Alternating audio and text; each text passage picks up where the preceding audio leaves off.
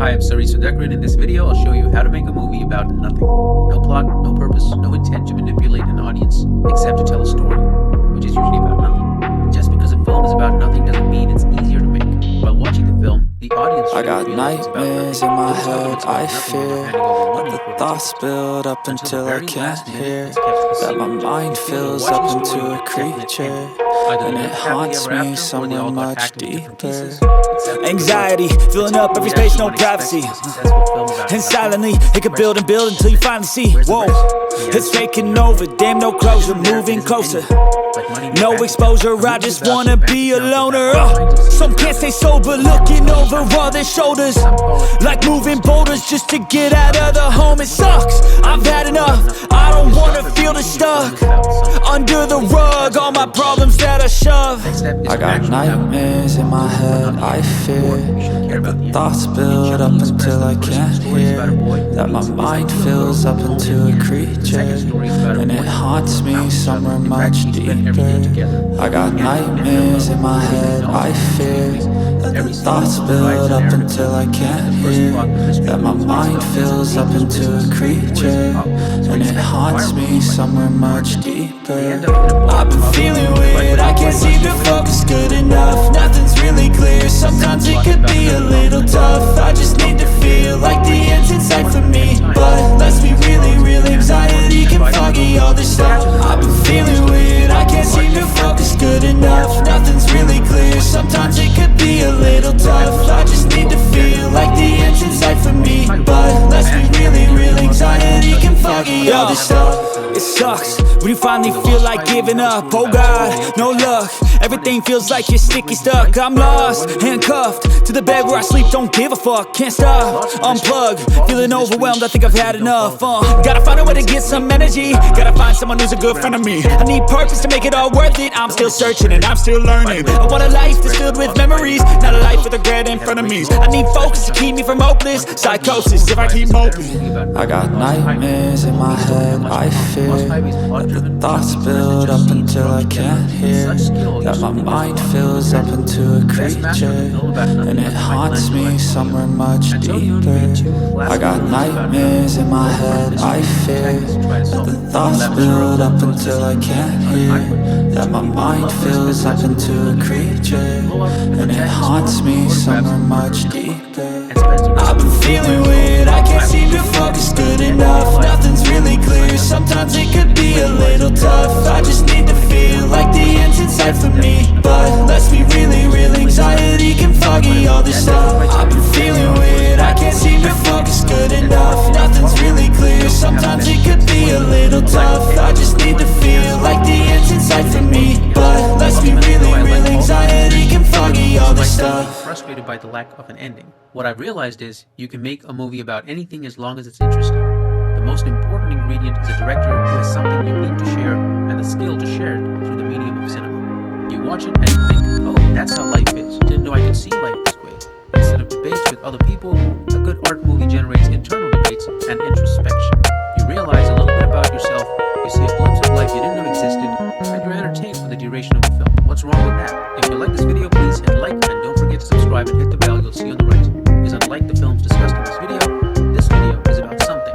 It has an ending I promised, my version of what happened in Lost Highway. Lost Highway is basically a story told in a mixed order of events. You have Fred, who's married to Renee. She has a life from before she met him. She's involved in the porno world with a kingpin known as Eddie Dick Laurent. Maybe he's Dick Laurent because he was a porn star himself back in the day. She still sleeps with him and has an affair with a kid named Pete who works in a garage. Pete also fixes Eddie's car. Eddie suspects her of sticking around but can't prove it. Either that or he likes Pete so much he doesn't kill him right away. Renee sleeps with Eddie one last time at a motel. To his bad luck, Fred has followed him there and attacks him. He drives away with Eddie in the trunk. The mystery man watches from another room and follows them. In the desert, Eddie surprises Fred, and the mystery man saves the day and kills Eddie. His body's left in the desert. This is the first time Fred meets the mystery man. The mystery man then stalks Fred with videotapes of his house. More on that later. They go to a party where they meet Andy, supposedly a pimp. The mystery man is also at the party, and he tries to remind Fred they've met earlier, but he can't remember. He hands over his phone to Fred, so it could just be him playing mind games, maybe slipping drugs into Fred's drink so Fred won't remember anything. Or maybe Renee is. Either way, Fred is stoned most of the time, can't remember what's happening. This is why Fred asks Andy who the mystery man is, and Andy answers.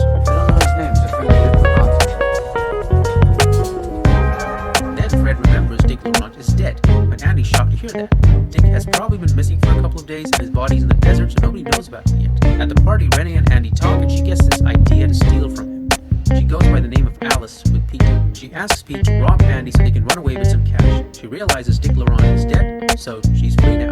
She just has to trick Pete into going along with her plan. Pete and Renee manage to kill Andy through an accident. Note that neither Pete nor Fred are killers. They do not actually kill anybody. Dick Laurent is killed by the mystery man, not Fred, so it's highly unlikely he would kill his wife. Anyway, Pete goes home to collect his stuff, and his girlfriend's there. They make a scene, he behaves very strangely, and runs away with Renee. They drive away and she tells Pete they need to go to the desert. Once there, they realize the mystery man isn't home yet, and they make love to pass the time. Unfortunately for Renee, she tells Pete she doesn't care for him. She probably nails him on the head so he loses consciousness. The mystery man arrives and realizes she's behind this whole mess. He tricks her into returning home. At home, Fred is in a fugue state.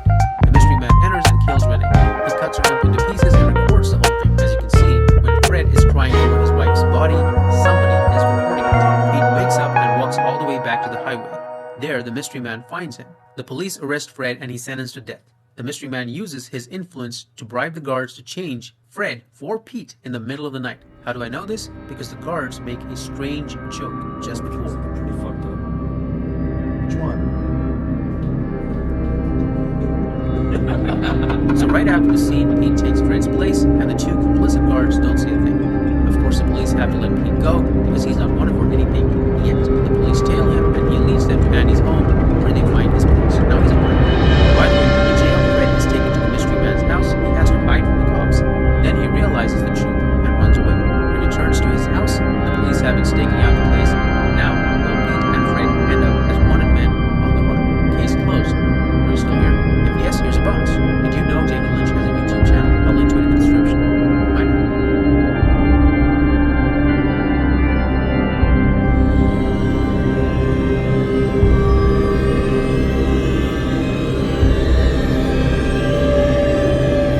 大师收藏这个事情有2个点是触动我一直要做的。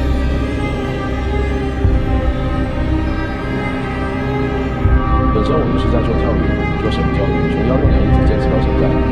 只不过每一次的课程都在升级。做大师收藏的原因是因为我们这个摄影行业现在的培训不是那么的专业。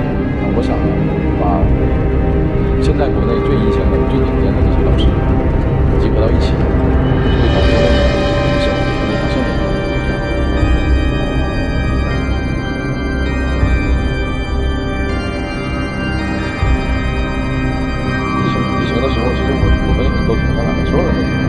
在思考就是觉得说，这个行业它到底的未来的发展是去到什么样一个方向？我们可能更多的唯一能做的，因为我们经营有擅长，管理也又一般，唯一能做的可能就是做技术的事情。我想着反正要做这件事，不如把这个当。开始我找的是合适，然后上一次跟曼宁聊天，帮我办开，然后后来开始的时候是我们要开一个新车。后来就是没有，可能因为每年都要开课，今年过年还是想把这个产业巨大，想让中国摄影行业变得更高层，因为太多人在看这几个人也是能代表当下现在整个中国样片摄影师里面的最顶梁的这些人，就没有别的人。下一个往下走，就能看见找一些时装摄影师。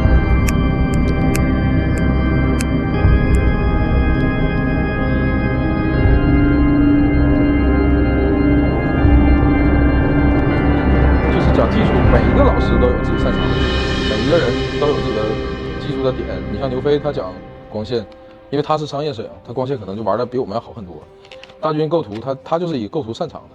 那如果说所有的人都讲技术的话，其实学员会吸收到的都是碎片式的一些技术，或者是碎片式的信息。那我的目的是先学心法，就好比练武功，分内功和外功，他们教的可能全都是外功。今天这个人教咏春，明天那个人教洪拳，那我可能讲的是一种吐纳的方式，让他们先把内功先练成。只要你把内功练成，把这个思维打通了之后，他学什么所有的他们这些都特别迎刃而解，就相对来说更简单一些。我是这样想的，所以可能我就把我讲技术这个板块完全忽略掉了，或者是放在一起，单纯的给大家讲一些心法上观念上的东西。我觉得思维观念转变了之后，再去吸收其他的东西就更简单一些。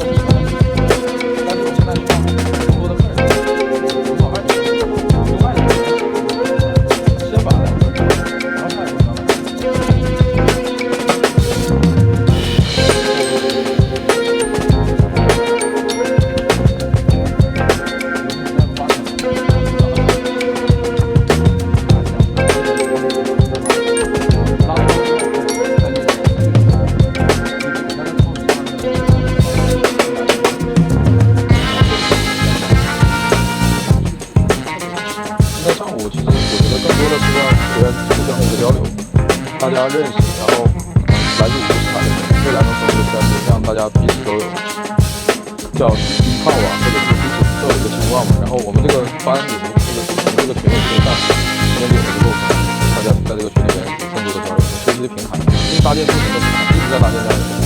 然后这一次只不过说搭建的平台更大了，第一个对标的人都是更高级的联名的形式，还有一个样片形式。第二个可能就是真的是让我们这6个人的把老师榨干，能给大家带来一些优秀的东西，我觉得是这样的。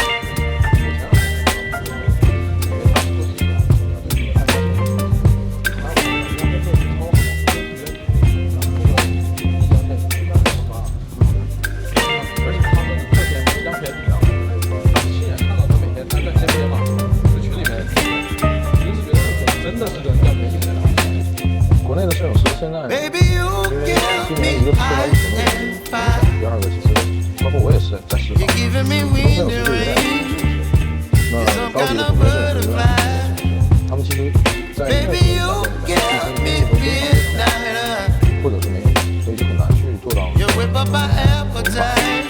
把一个摄影师未来的这条路其实不多了，那就只能做自己的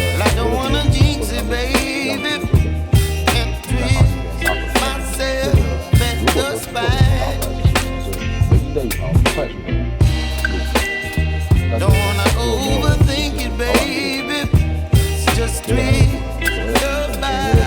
所谓的发现出个大门，baby you give me ice and fire， 如果可以的话，可能会再往上，相当于是帮你单独就做了一条路，如果拿到海外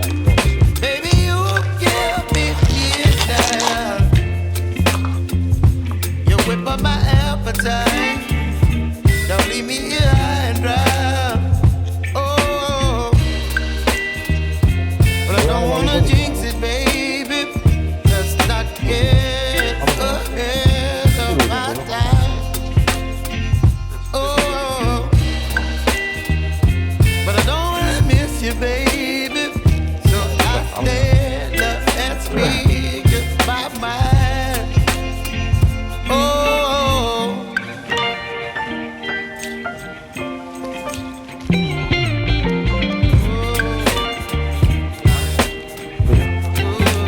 太难说了，就是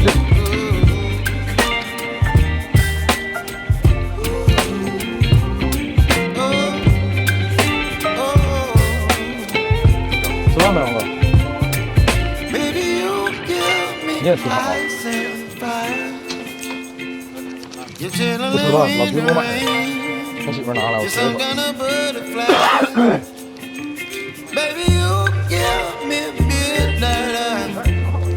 我压力是没有的。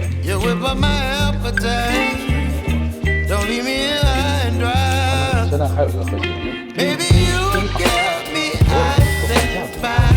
这里边一定会有60%玩的目的，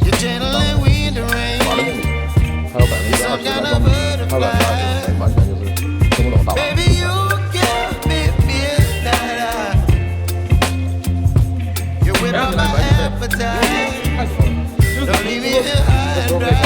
你们可以聊一下，魏群林他就是这样，他这期他不知道要不要讲，因为将来我俩聊这话题，是让我最值得我的这个。就我觉得是这样，你反正已经来了，你花了这个钱，然后第一个你花这个钱，你不可能一下就行。但是在这里边，如果你真的把自己清空，变成一张白纸，当时老师就给你当时你姿态不放平，老是绑着，对吧？最后结果就是失望的是你。走吧，咱先出去呗。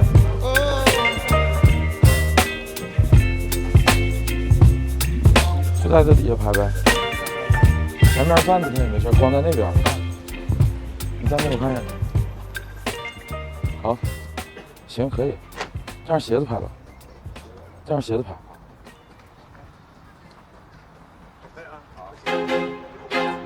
I feel like I'm losing my mind.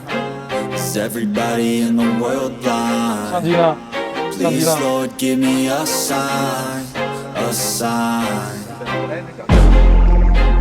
I feel like I'm losing my mind. Is everybody in the world blind? Please, Lord, give me a sign, a sign. I wanna be the greatest. Everybody on the fake shit. I look around and feel like everybody is the fakest. I make this every day and I'm impatient, hoping one day I blow up from the basement. Statement, the top is so vacant. I don't hear shit that I think is amazing. Waiting for my day when I'm playing sold out shows for 1,000 faces. Hey, give me that crown, get in my way and you'll be put down. It ain't your place, no, this my town. If I want that shit, then I'll get it right now. I'm losing it, the noose it fits, some loose shit, a stupid myth. You choose to live or choose to dip, you choose to fight or lose your grip and lose a gift. I feel like I'm losing my mind. Is everybody in the world blind? Please, Lord, give me a sign, a sign. I feel like I'm losing my mind. Is everybody in the world blind? Please, Lord, give me a sign, a sign. Yeah, there's no mercy in this world, just hunger-thirsty persons in different versions. Each new update, that shit worsens. Why? Pull back the curtain and you'll see the different vermin. We all have different burdens that all seem to cause disturbance. Yo, so do me a favor, don't treat me like a neighbor. Don't need the different flavors of your problems just to savor. I've got my own issues, I need a comb to get through. Don't need to groan with you, just go get your own tissue. I feel like I'm losing my mind. Is everybody in the world blind? Please, Lord, give me a sign, a sign. I feel like I'm losing my mind. Is everybody in the world blind? Please, Lord, give me a sign, a sign. That's it, the end of the song. Next time you'll sing along. Trust me, there's nothing wrong. I just need to carry on, cause society's a myth put there to make you sit. Listen to what they give. Don't ask questions, shut your lid. Yeah, don't ask questions, shut your lid. I need to run away from this and go get off the grid. Feel like my brain is overloaded, man, I'm losing it. Don't let them tell you what to do, man, they don't know shit. 大伙儿有个集体喜欢，而且还是臭味相同的人坐在一起玩，有意思。我作为一个商业摄影的代表，真的也是很难得和他们在一起相聚，然后交流，同时也是给我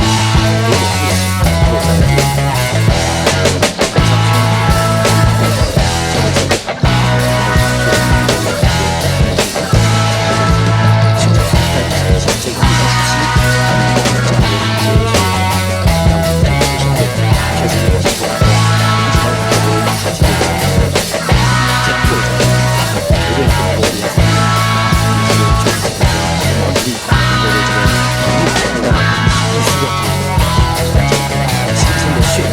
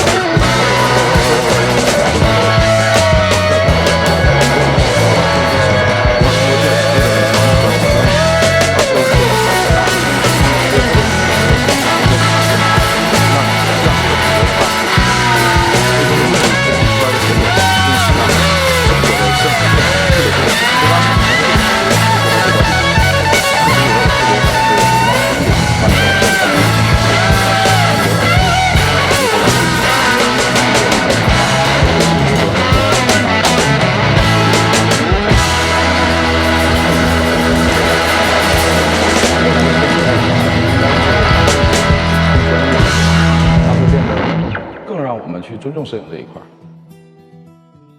我觉得我们影像行业的人越来越少的人去用心对待摄影这件事情。那我也希望通过我们大家的努力，让越来越多的人在怀揣着这个初心，把欠摄影的还给他。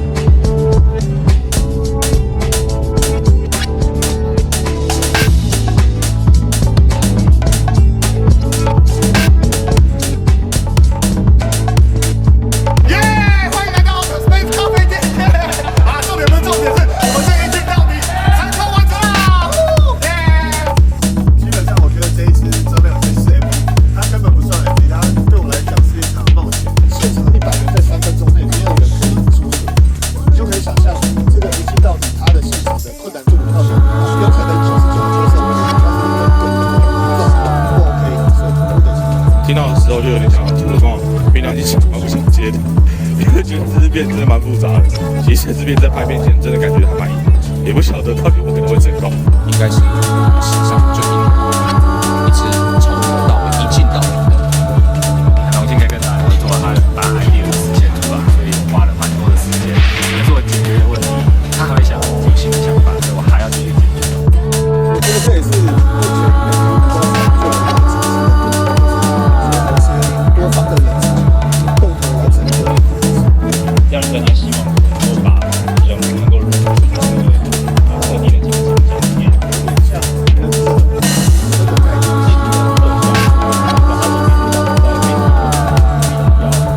摄影机的角度，还有片场光芒，所以在这方面跟做了这样的一个其实还有这种工作，其实他是第一次尝试。MV 他要的一个其实是一个非常及时而且非常强烈的一个效果，然后他其实没有太多修改跟突破空间。当我一起完成这次作品的人，我都找了一些自己想要好的画面，慢慢这样注意的艺术这样的片子。还有另外一位是这次里面压很强力，但是那个黑肌给放出来的比较简单。之前就有去过日本展览啊，现场涂鸦，对啊，然后韩国啊、马来西亚。像我们其他许多大师，分化的大师，有造景的大师，还有做质感的大师。质感大师多少年来的，那可能有两个素的跟分化的，从中年时期做到现在的大师。李师傅啊，那大家在我们业界应该没有人有第二个可以取代分化，只有他是第一个在台湾画。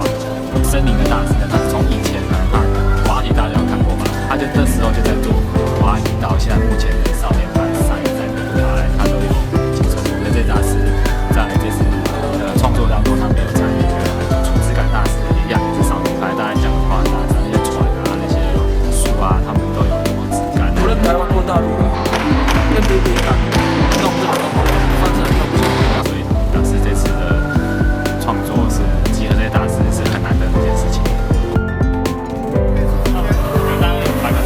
80%好不好？最后还要做最后的结尾啊，然后应该后天应该没问题啦。一定没问题。他们俩那时候在开这个年会，我们的制片啊，尤其我们的美术，这个头超痛苦，因为他们知道接下来的感觉是一个非常就是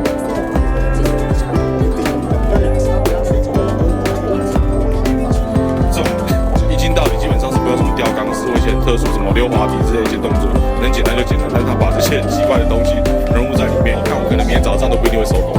大家好，我是 Miracle， 我是手杰，这次很高兴能够帮张亮来完成这个很有趣，我第一次编一个一镜到底的舞蹈 MV， 非常期待这一次一镜到底到底要拍多少次。我觉得最困难的可能还是一镜到底，在21位舞蹈员里面要一镜到底每个人都没有错误的把它一镜导演拍完，我觉得这是目前我觉得最大的挑战。我这次对人帅导演最大的期待就是我们一镜到底，一次把它拍完就好了，我们半小时收工。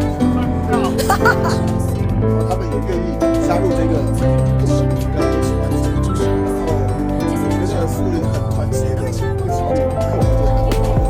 他一起到底会有一种大家一起热情的感觉，所以他们拍完的时候非常兴奋的，甚至歌手也很兴奋的，然后所有的工作人员都是很兴奋，虽然很累的很兴奋，因为他们的一错再错再错，一直是一直尝试的状况下，最后终于我们做到了的那一个 moment 是最感动的。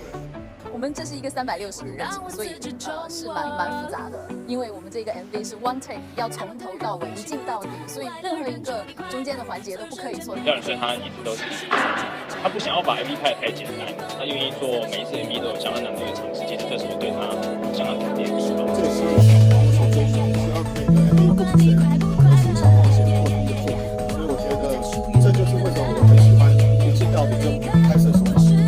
这一次跟导演的合作特别精彩，从头到尾，虽然说大家都很喜欢，但是享受在共同创造一个很有意思的事情，然后特别好玩。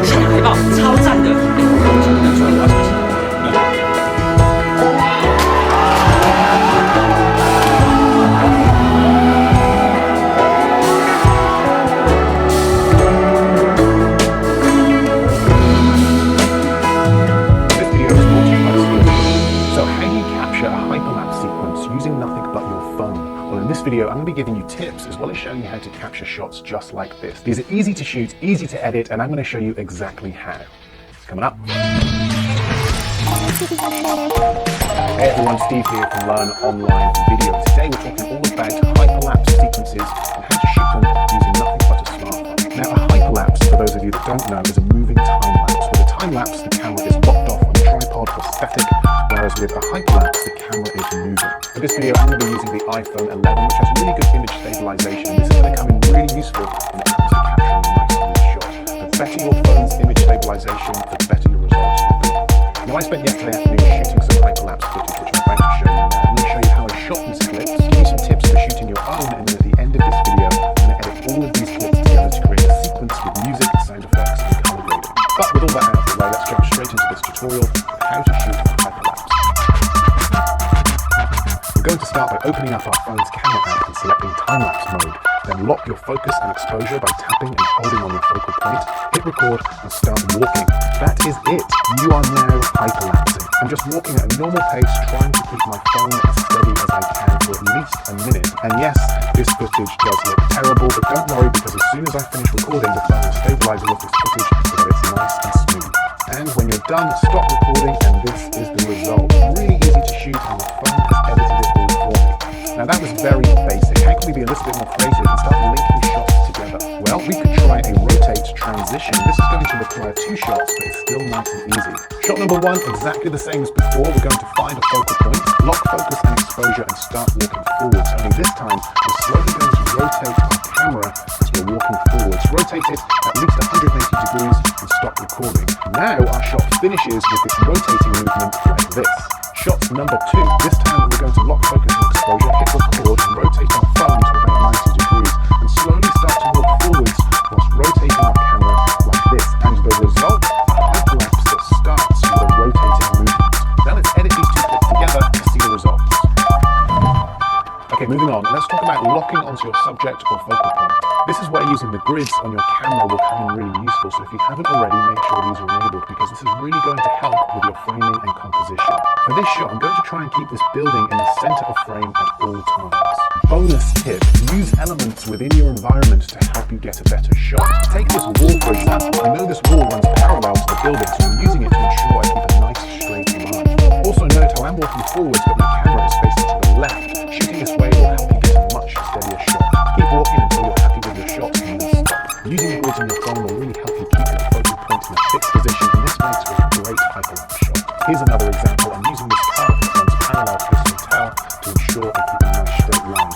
Keeping the hotel in the center of frame throughout my shot. Walking forwards, but keeping my camera facing to the left to ensure I get a nice steady shot. Now, a lot of what I'm teaching you today is relatively straightforward with just a little bit of practice. You just need the knowledge. Personally, I'm always looking to learn new things so that I can be more creative. And this is where Skillshare comes in. Skillshare is an online learning community for creatives. It offers thousands of inspiring classes for creative and curious people on topics including illustration, design, photography, video, freelancing, and much, much more. If you're a creative looking to learn, explore, and discover new things, then Skillshare is the place to do it. Skillshare has literally thousands of classes to help you grow as a creative. Mobile filmmaking courses, video editing, you name it. If you're a creative, Skillshare has got you covered. Put simply, Skillshare helps you grow as a creative. Gain those skills needed to turn your hobby into a career, land the clients you've always wanted to work with, make more money, be more creative. Whatever your goal is when it comes to creativity, Skillshare can help you. Let's go. With classes to fit your schedule and skills. I wake up to a little bit of drool on my pillow, feel like it's gonna be a bad day. Yeah, I'm tired of shit, and the coffee ain't hit yet, damn ain't that great. I don't wanna go to work, cause my boss is a jerk, and I'm not even that paid. I need a change in my life, cause I don't feel alive, and there's nothing that makes me happy. Hold my beer for a minute, I'm about to quit my job, cash in for a ticket. I'm going on a trip, and I don't plan to visit. I'm gonna stay there till I feel like I'm winning, and this is just the beginning. I need a big change, help me feel like living. I need a big swing, home runs I'm hitting, and I'll never look back, moving on till I get it all. And we all got dreams, we all want things, but what you gonna do for it? How you gonna move for it? What you gonna be? And do you believe we can do anything? But what you gonna do for it? How you gonna move for it? What you gonna be?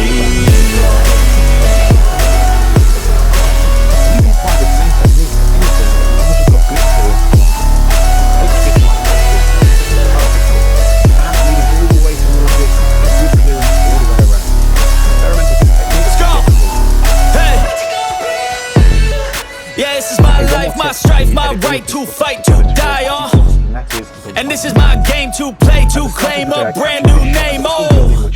And I ain't gonna lie to you, I'm a bit nervous that I might screw everything up that I've ever done. But what's the point of living if you ain't having fun? I guess I'll try this, try that, might miss, gotta find what I'm good at. I guess I look here, look there, over where am I scared, where am I at? I gotta make it in this life, whatever makes me happy, know I'm doing things right. Sipping in the summer on a goose and Sprite, or find a nightclub for the end of the night, oh. And we all got dreams, we all want things. But what you gonna do for it, how you gonna move for it, what you gonna be? And do you believe we can do anything? But what you gonna do for it, how you gonna move for it, what you gonna be?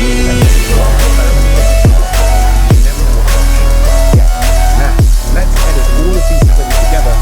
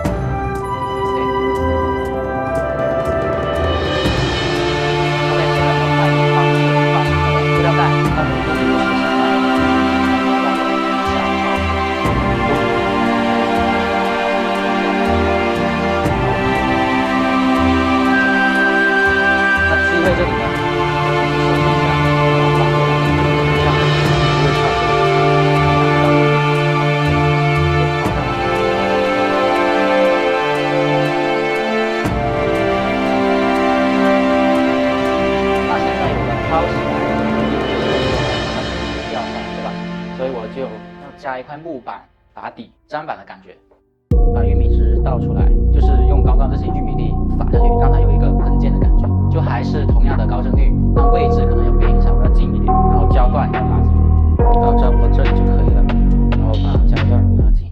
I got nightmares in my head, I fear that the thoughts build up until I can't hear, that my mind fills up into a creature, and it haunts me somewhere much deeper. Anxiety, filling up every space, no privacy. And silently, it could build and build until you finally see it. Whoa, it's taking over, damn no closure, moving closer. No exposure, I just wanna be a loner.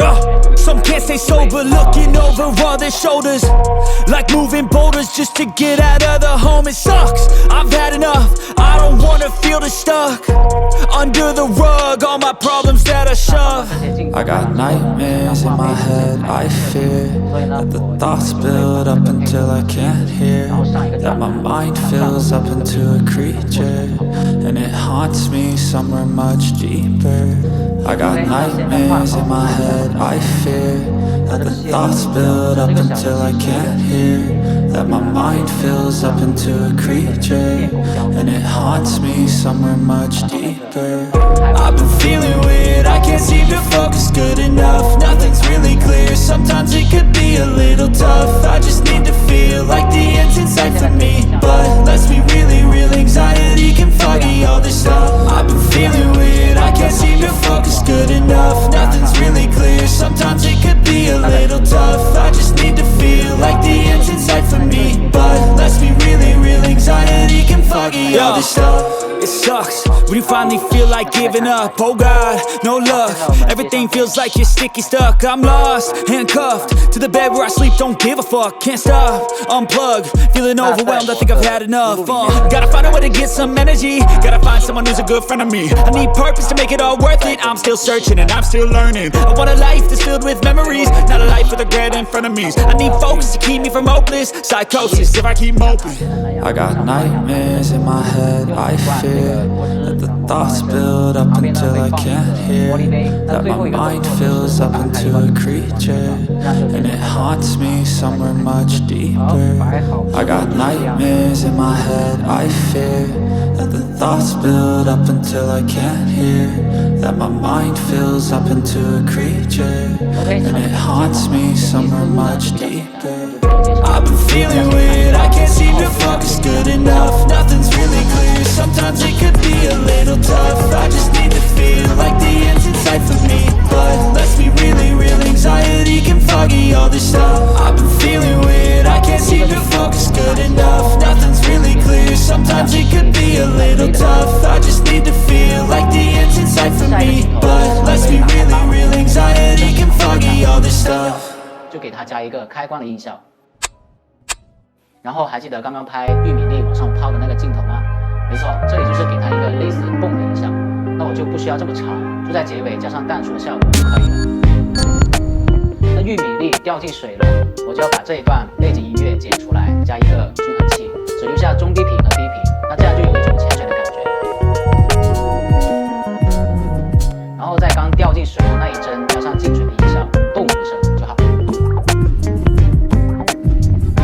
最后呢，绕过这个镜头，再加一个倒水的声音，成品就是这样啦。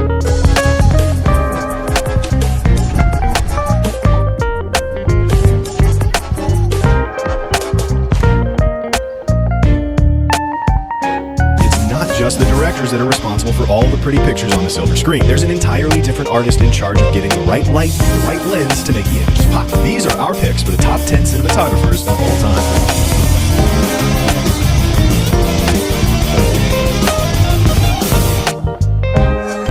In the beginning, there was no cinematographer. Wasn't the role, wasn't the word, wasn't the need. Lighting came in one flavor, as much as possible, and camera work involved setting, pointing, and cranking. And so the first important cinematographers were also directors, the Lumiere brothers, George Méliès, Edwin S. Porter. But as the century turned, things began to change. Shots began to emerge. Artificial lighting was invented, and thus the cinematographer was born. And the best were the likes of Karl Struss, Charles Rosher, George Barnes, and Ernest Palmer. However, if there's one cinematographer who looms larger than life in cinema's infancy, it's none other than Billy Bitzer. And one day they were having lunch. And someone didn't bring an old red tablecloth, they brought a white one. And as the sun moved through the lunch above them, Griffith called to Billy Bitzer, said, "Billy, come over here.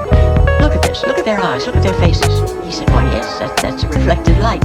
And that was the beginning of the use of reflectors. Gottfried Wilhelm Bitzer has a mind-boggling 1,255 credits as a cinematographer, but none more important than his collaboration with D.W. Griffith, where, on films like Birth of a Nation and Intolerance, he was a part of the innovation of close-ups, fade-outs, iris-ins, diffusion, reflectors, artificial-only light, and even backlight, foundational aesthetic elements of cinema that are still with us to this day. In Bitzer's hands, for the very first time, the camera lens and the lighting of the scene were not just functional, but expressive, making him one of the first true cinematographers.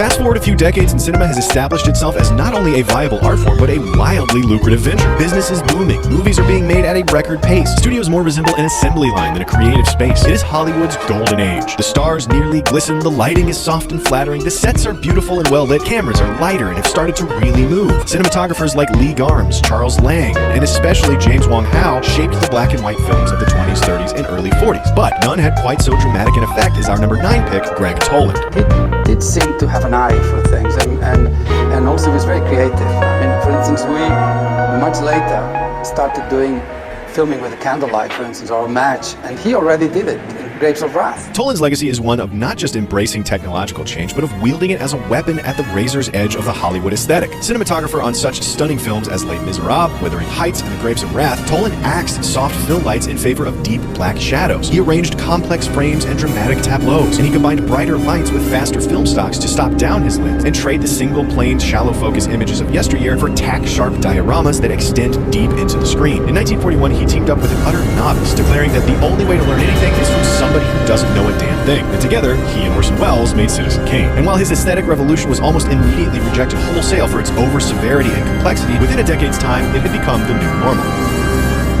Of course, right around this time, things are about to change for cinematographers forever. Slowly, we're about to start seeing color. Color cinematography had actually been around since the beginning of cinema itself, although it was little more than a novelty until the mid-30s development of Technicolor. And even then, the system was bulky and unpopular, despite some exceptional work by cinematographers like W. Howard Green, Ray Renahan, and Jack Cardiff. It wasn't until colors morphed from the hyper-vividness of Technicolor to the more realistic reproduction of Kodak's Eastman color in 1950 that color film would truly catch on. And it is innovating here that we find our number 8 pick, Robert Burks. For color cinematography in New York, To Catch a Thief, Robert Burks. Burks made perhaps the most spectacular transition to color as Alfred Hitchcock's cinematographer, and he very quickly stretched the use of hue to a wide and varied effect, capturing the claustrophobia and oppressiveness of the rear window like a humid summer day, the feeling of a beach breeze in To Catch a Thief, the deep seduction of obsessiveness in Vertigo, and the stifling seasickness of Captivity in Marnie, each making color an essential part of its composition and design. There is perhaps no cinematographer who so quickly grasped the power of cinema's new tool, which is why he's our favorite pick of this era. The next tectonic shift came in the 1960s, when Hollywood was monopoly busted out of its golden age, started competing with TVs, and introduced us to cinema screens that did this.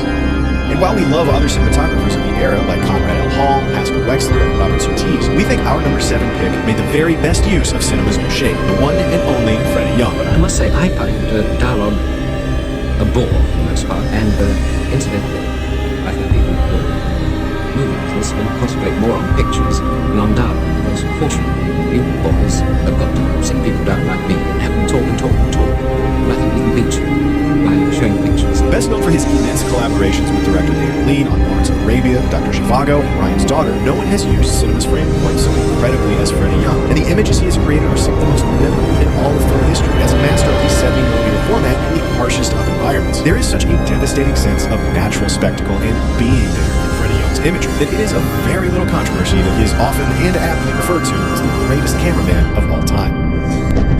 Beyond the 60s, cinematography begins to take on a look that feels more and more familiar to today. Faster and faster film stocks allow for lighting styles that don't look so lit, as in the work of Nestor Almendros. The camera was freed up too, and the invention of the Steadicam allowed it to glide places it had never been before, as in the work of John Alcott. Cinematographers like Gordon Willis blazed a shadowy, top-lit path, while Vilmos Zsigmond delved into low-key and low contrast. However, for our number 6 pick, we think there's nothing in the 70s and 80s quite like the work of one of our favorite cinematographers ever, Vittorio Storaro.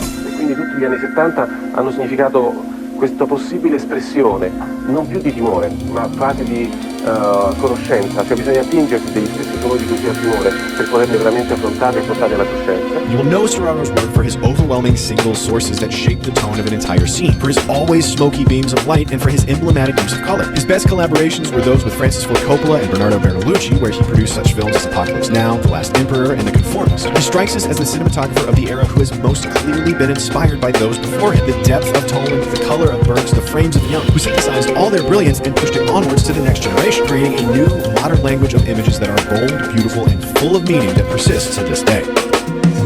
So, as you can see, the history of cinematography isn't limited to America and Hollywood. The rest of the world had been making films for just as long, too. In Germany, Karl Freund and Fritz Wagner took lighting and camera work to its most emotive extent with expressions. And France, Henri Decay and Raoul Coutard freed up the camera in its new way. In Italy, Otello Martelli saw their aesthetics into neorealism and back, while Tonino Deli Colli used a widescreen just as artfully as Freddie Young. However, for our number 5 pick, we're looking to Sweden for the timeless work of Sven Nykvist. When you talk about Ingmar's genius and Ingmar's enormous importance for film, I don't think you can do that without talking about Sven Nykvist. Sven Nykvist is a cinematography god, best known for his work with Ingmar Bergman in the prime of both their careers. They pushed each other to new aesthetic heights. His look evolved from high-key TV-style fluff to high-contrast moody and graphical to soft, simple, and naturalistic. His is a lighting that is naturally sourced, that achingly reveals the truth in the eyes. Where Storaro brilliantly lit sets like no other, there is nobody who can light the face like Sven Nykvist. Light it in a million different ways, boldly or softly or harshly or sweetly or romantically or severely. One need look no further than Persona for the ultimate cinematographic statement on the human visage. Of course, Europe isn't the entire rest of the world either. Russia has treated us to the revolutionary lensing of Sergei Rusevsky and Fatim Yusuf. India gave us the work of geniuses from Subrata Mitra to Santosh Savant. China has given us Gu Shengwei and Zhao Xiaoting, while Hong Kong's best come from the likes of Arthur Wong, Peter Powell, and Australian Christopher Doyle. South America has donated Hollywood some of its finest cinematographers like Rodrigo Prieto and Emmanuel Lubezki, and Japan shook the world in the 50s when it debuted on the grand stage with the work of Kazuo Miyagawa.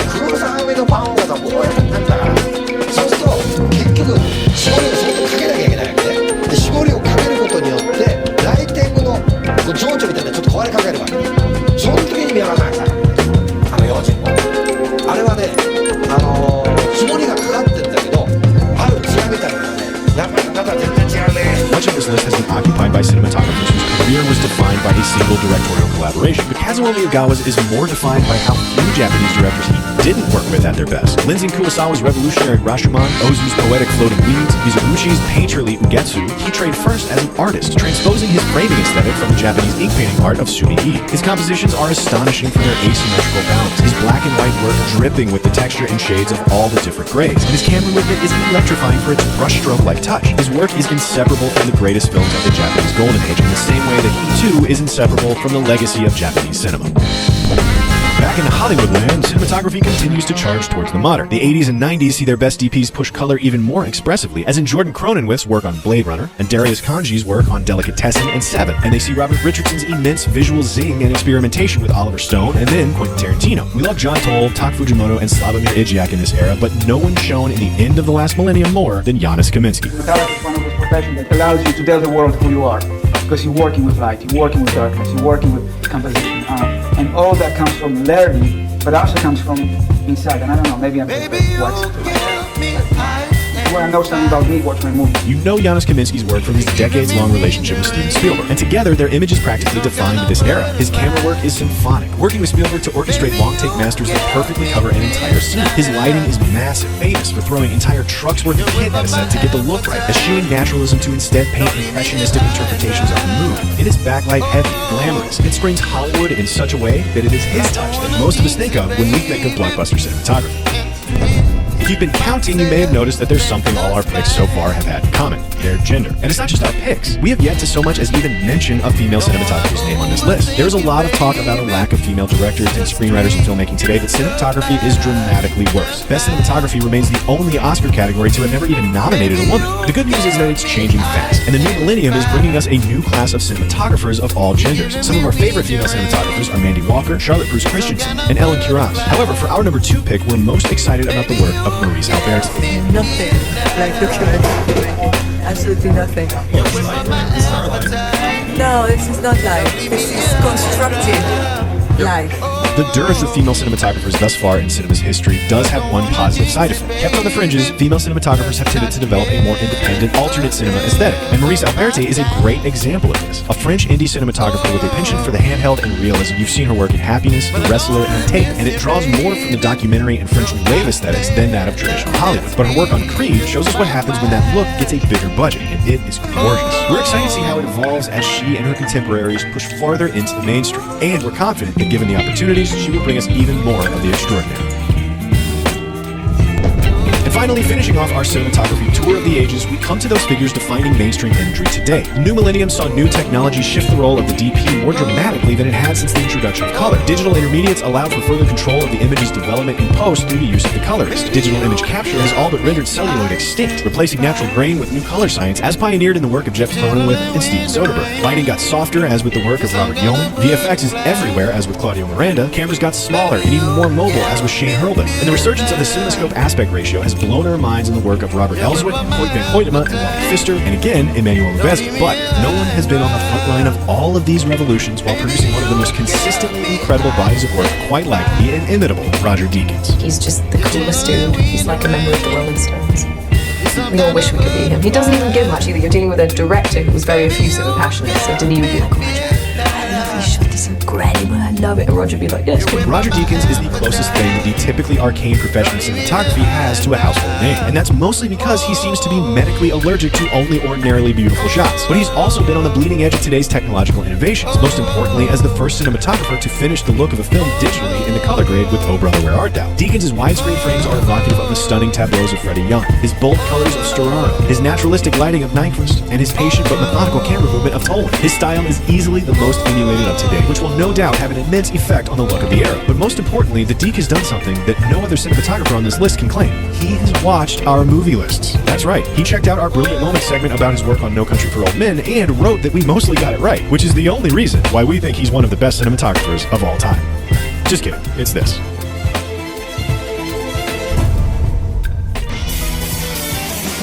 So what do you think? Do you disagree with any of our picks? Do we leave out any of your favorite directors of photography? Let us know in the comments below, and be sure to subscribe for more Cinefix movie lists.